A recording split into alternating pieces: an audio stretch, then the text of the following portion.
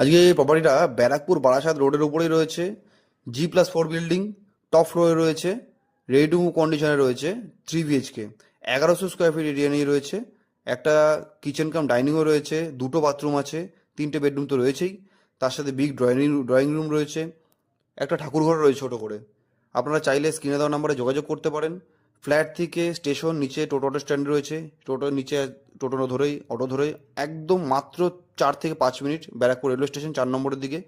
নিচে নামলেই বাজার, নোনাচন্দনপুকুর বাজার, ব্যাংক, 2-3টে ব্যাংক রয়েছে, হসপিটাল রয়েছে, সিনেমা হল রয়েছে, সব কিছু কিন্তু ওয়াকিং ডিস্টেন্সের মধ্যে।